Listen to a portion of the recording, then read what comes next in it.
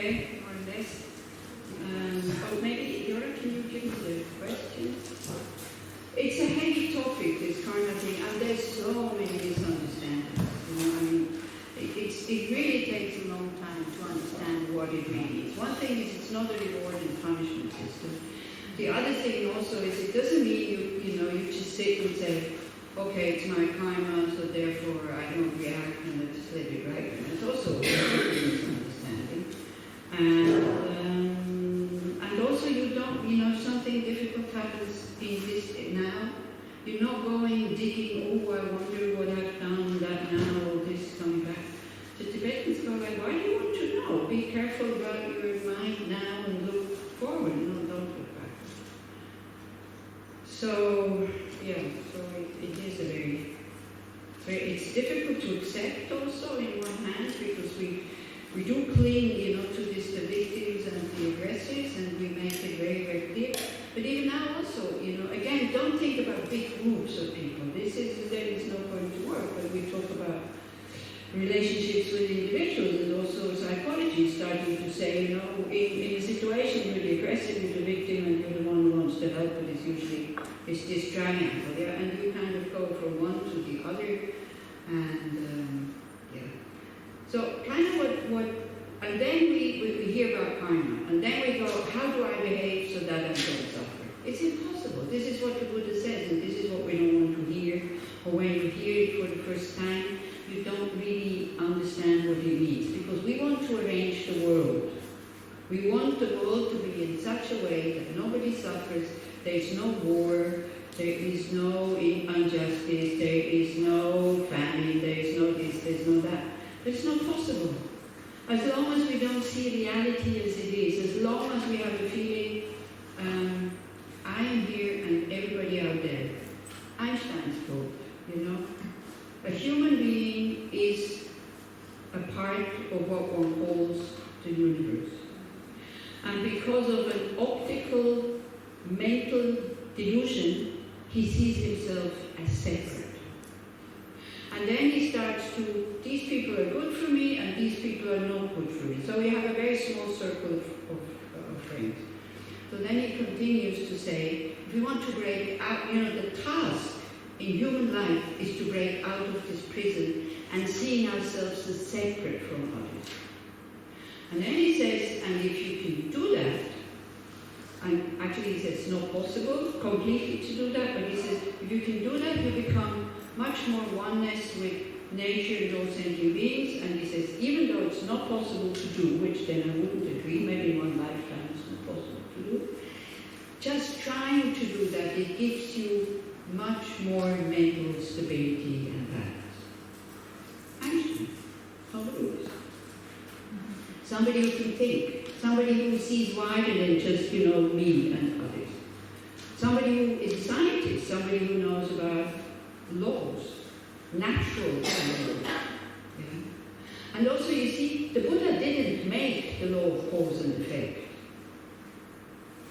The law of cause and effect existed before anybody started talking about it, because it is a law, same way as if there's a law that if I let go of this, it falls. Nobody needs to invent that.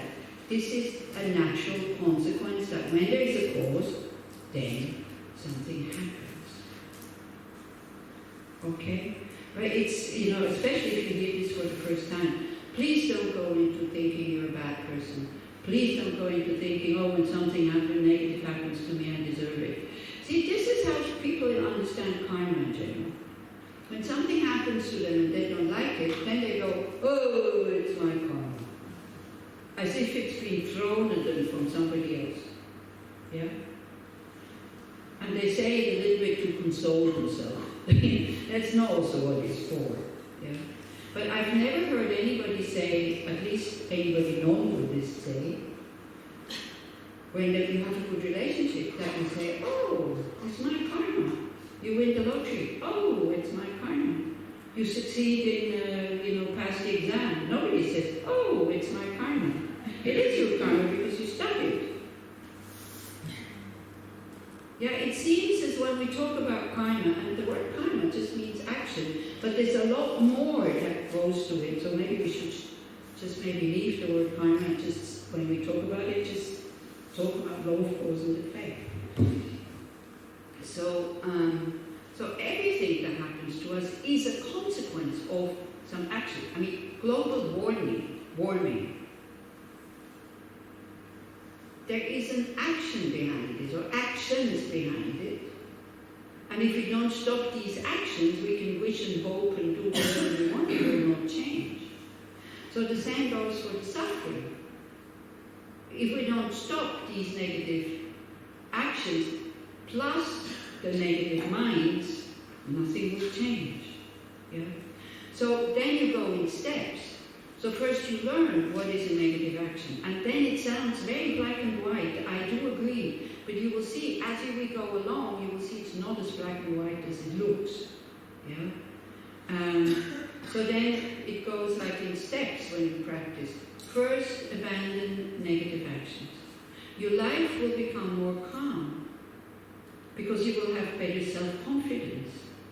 Because doing a lot of negative actions, it doesn't give you peace of mind and self-confidence. This is why there's so much violence also in the prisons. Yeah? Because these people, when they are left alone, all of this comes up. And I don't know how many of you have done Vipassana courses. What's the memories that come up? The good ones? No. Yeah? Okay, for your good memories. During the course. During the retreat. No. It's all your dirt which is coming out. Oh, then I did this. And, oh, there it is. All the things that we usually put away. All the things we don't want to see. You know. And because the mind is quiet and there's nothing else to do, there's no distraction, it comes out. So then, of course, in a Vipassana retreat, you think then the meditation is no good and the retreat is no good, but it's perfect because you're not creating more causes. They just exhaust themselves. So it's actually a good thing when you start to see your dirt, you know. When you go and complain to a teacher and you say, wow, you know, in the meditation, I have terrible states of mind, all these memories of what I've done in the past, and wow, it's really horrible, I have zero compassion, zero peace of mind. I go, fantastic, it's working. If you go and you're pretty new and you go like, oh, you know, I love meditation. I'm so peaceful and I'm so open. And they would say, and very, very cold-hearted actually, they would say, just check that you're not asleep maybe, you know. What you're practicing is subtle dullness here. You're not supposed to be peaceful in meditation.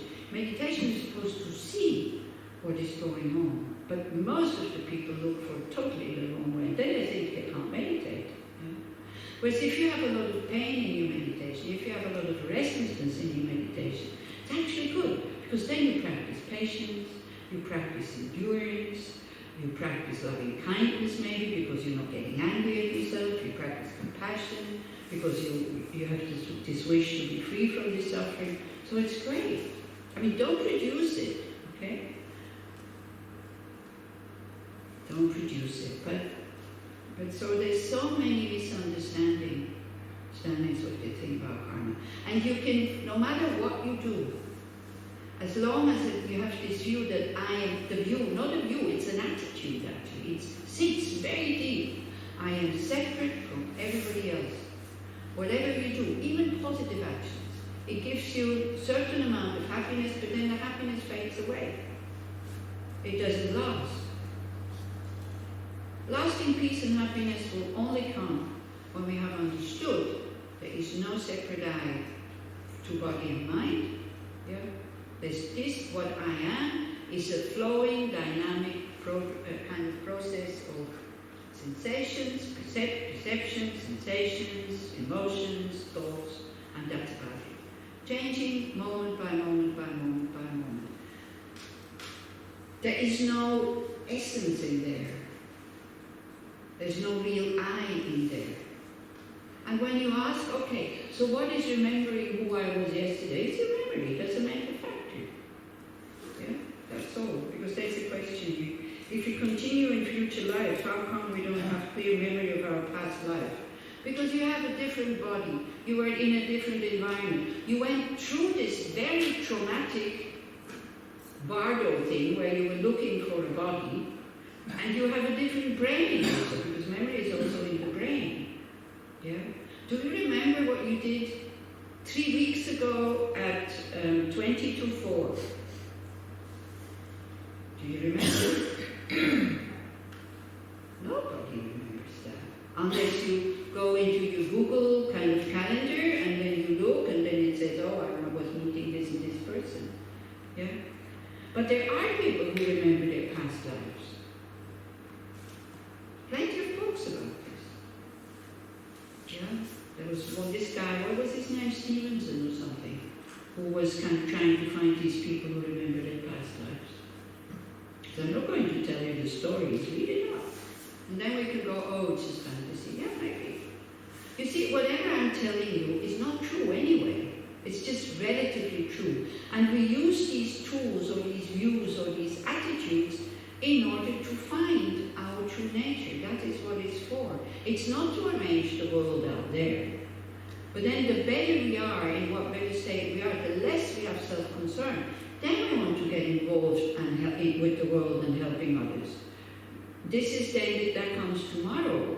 You're not doing this so I'm well and now goodbye, you know? But I need to grow up. I need to be well when I want to be a benefit to others. And when you have absolutely no more I or self, and you really do it for others, and not just the victim and harming the aggressor, if you do it for both, the negative karma from killing that you will produce then is very, very small. There's this story about when the Buddha was, the future Buddha, when he was a captain, and he had like merchants on the ship with many, they had many things with them, jewels and stuff like that. So there was a pirate on that boat, and he knew that he was going to kill these people. So he thought, if I let this pirate kill all these people on the boat, he will create so much negative karma. So I will kill him, and then I will go to hell because of him. So that he doesn't have to. In order to protect this person from creating negative karma, he killed him. So if such an attitude is genuine, it has to be genuine. You can't just cook it up, because again, karma is not given to you by somebody, the Buddha or God or something like that. It's your mind who is creating the karma. So sometimes we think we have a good intention, isn't it? But then when we look a bit deeper, when the result of it is no good and the kindness is not coming back, then we start to see the intention that we have. Yeah? So, but first, on the spiritual path, we really have to learn to give up negative actions as much as possible. And then doing a negative action, even though there is a necessity, it doesn't make it right, it doesn't make it positive. But when there's necessity because your kids are starving and then you go and steal food, I mean, the intention is not to steal from that person. The intention is to feed your children. Now, it doesn't make it right, but the negative karma that comes from that is very, very small, because the attitude behind it is compassion for the children. On top of it, if you care about the person that you steal from, then again that influences the seeds that you put in. Yeah? So can you see that it has many, many, many things that come together that then create the seed or the imprint. Yeah? And because it's the most difficult phenomenon to understand, for us we can't understand it, we don't have direct access how this works. I don't know if even biologists, if you have an acorn, which makes a huge, what the trees are called?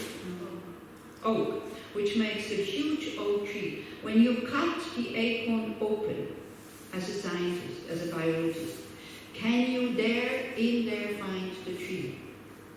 Can you see the potential that you can be sure and say, this is it, this will become a tree? Can you?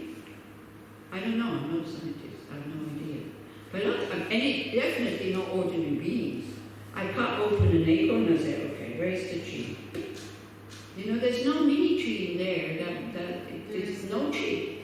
Huh? Is the potential in biology, when you cut it,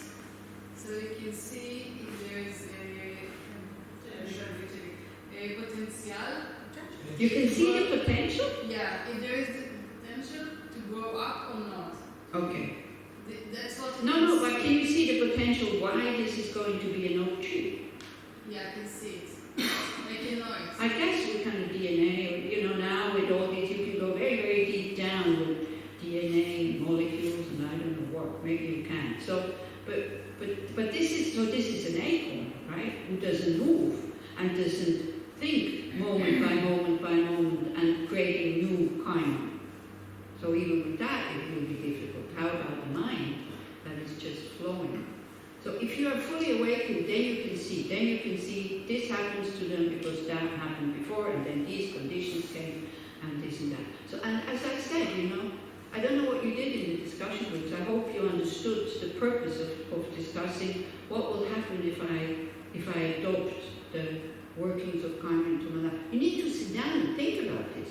Will it be helpful? Or will it make my life even more difficult? So you have to see, if I adopt, me personally, not other people, me personally, if I adopt that view, what will it do to my life? Will it make me feel more guilty than I already am? And then leave it, you know? If somebody is undergoing really big problems or has just been treated in a very bad way, do you think I'm going to talk to them about karma? Definitely not. That's not the right thing to say at that moment. We need to hear about karma when we're more or less okay, so then when the difficult situation comes, we can apply it.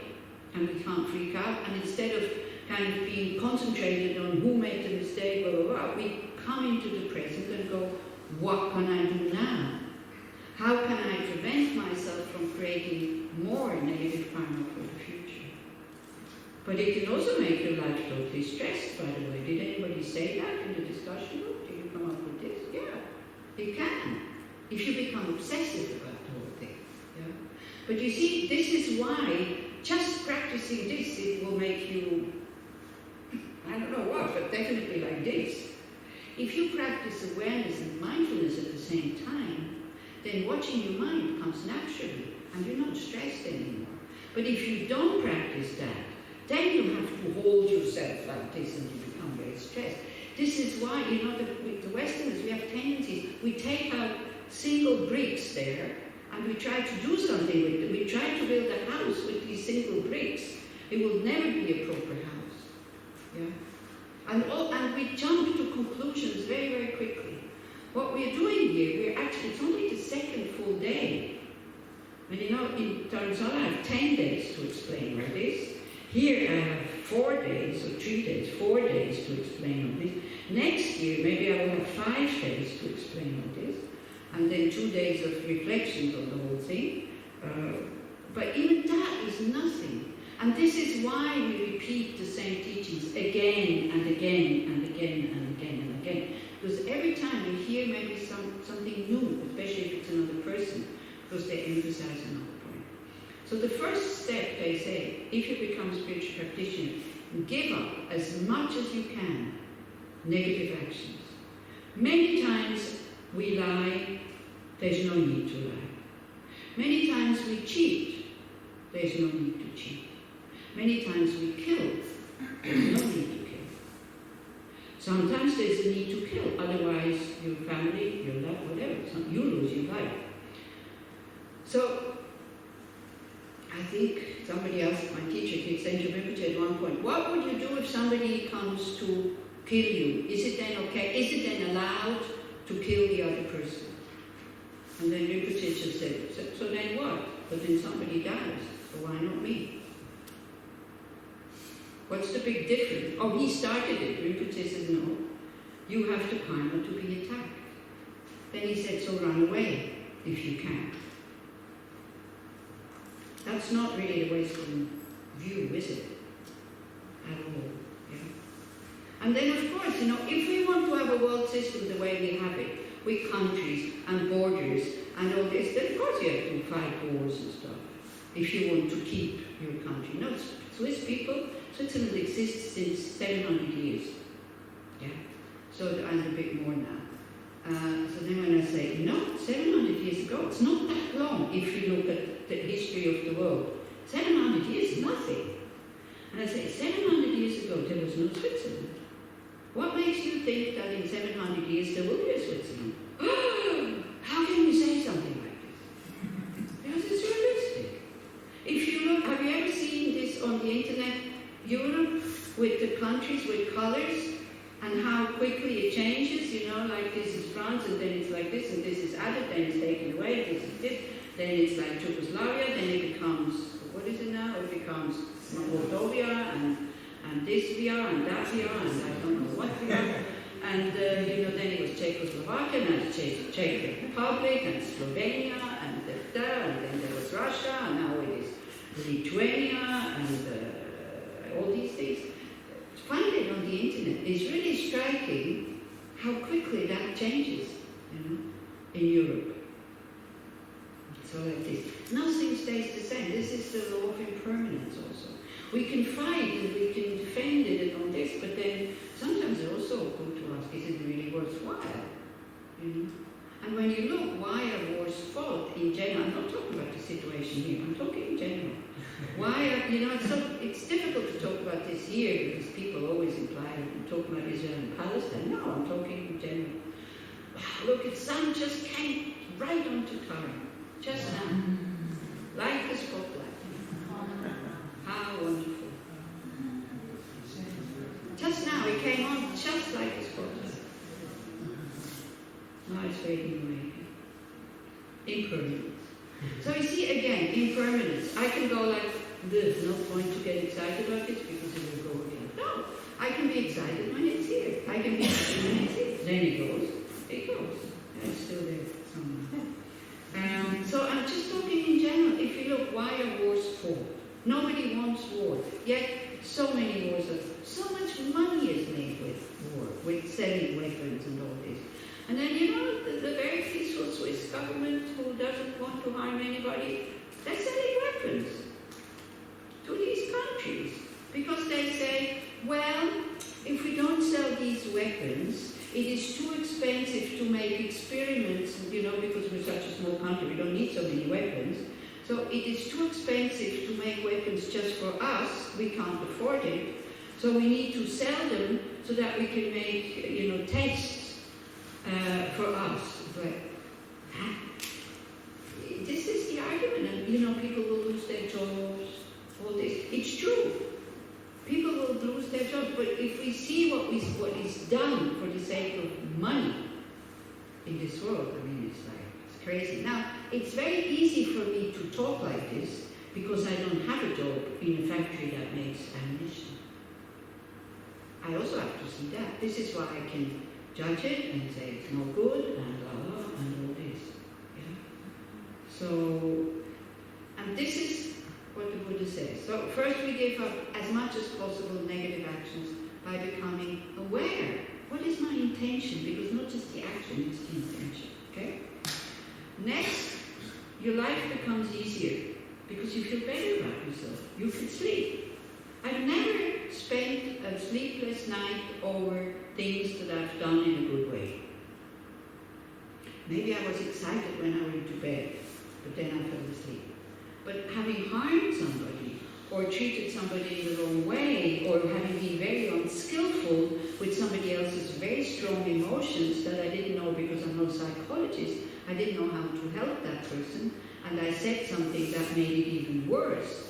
This is when I spend sleepless nights. Yeah? That's what I mean. When we start to be ethical, because we choose to be ethical. But what we still hear is the 10 Commandments. Don't do this and don't do that. Somebody else telling me what to do. No, thank you, I don't want to do this. Yeah? You do it out of compassion for yourself. You will not know who this person is in a future life. But I'm very grateful for this mind who created the karma so I can be sitting here and talk to you about these things. And that I'm still alive. I don't know who the person was. It was somebody, you know, but it's the same mind stream. I don't need to know. I'm really happy that this person got its act together. Yeah? Because again, if I only look at one lifetime, my brother was a wonderful husband, a wonderful father, and a really good person. Yeah? He died at 48 of liver cancer. I was the alcoholic in the family. I was the rebel. I was very violent. I was very angry with a lot of people. I had a lot of aversion to many people. I rejected my mother, I rejected my father, I rejected just about everything, and I was really angry and self-concerned, and I'm still alive. And I met these wonderful people in Dharamsala. I didn't create the causes to meet these people directly and getting to know them in this life. Definitely not, because I didn't do anything good until I was 40. So that's what I mean. He didn't create the causes to die at 48 in this life, because he was really a wonderful person. He hated me, though. Because he was ashamed of me. I understand. He was such a bourgeois, you know? The car, the house, the this, the that, the kind of the holiday house in the Swiss mountains where you have to go every weekend, and I always made fun of him. That he was attached to these material things. He really didn't like me. It's okay. He was ashamed of me. I was the black sheep in the family. And as I said, in Germany we say, she must have fallen off the devil's cart. You know, like, it's okay. It's all right. I'm not feeling anger or whatever, so it's fine. Yeah. I understand why he didn't like me. Maybe he wanted to be like me, maybe a bit. Maybe he didn't want to be so bourgeois, but his kind of impulses went into the bourgeois thing. Maybe I showed him another way that he didn't want to see. I don't know. What I have to think if some of the teaching seems to contradict science. For example, beings not described anywhere, like hell beings, and such things like that. Well, yeah, because science is always right, isn't it?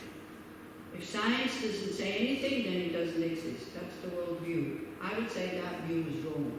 Because science, you know, people were burned on the stake at one point when they said the earth is flat. Because everybody else, all the other scientists believe that the earth is flat.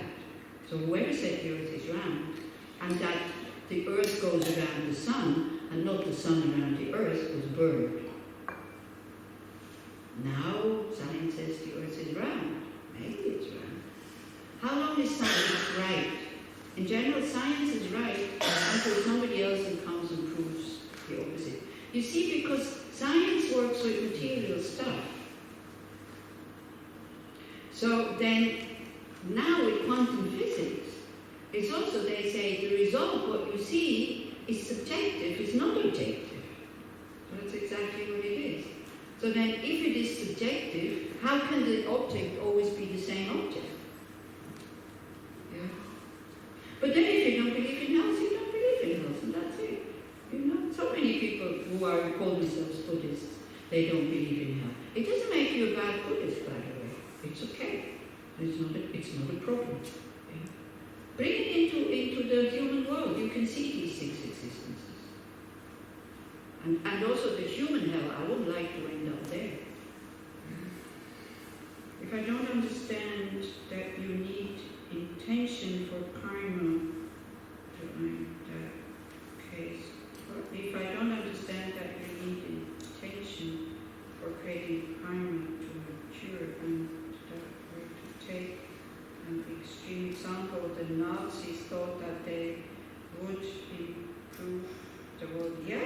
So their intention was maybe to make the world a better world, but still they know that killing is not a good thing. They know that torturing is not a good thing, because if somebody does it to them, they also don't like it. You see, you only don't create negative karma when it's done to you, you don't suffer. Like I was in Samoa 40 years ago, and then they still had the system, everything belongs to everybody. So I was very happy accepting it, but then I was, traveling with a backpack. Like I spent almost 3 years in the South Pacific 40 years ago. Totally useless. Just traveling around and having fun. So anyway, then one day somebody was going through my backpack. And I went like, what are you doing here? He goes,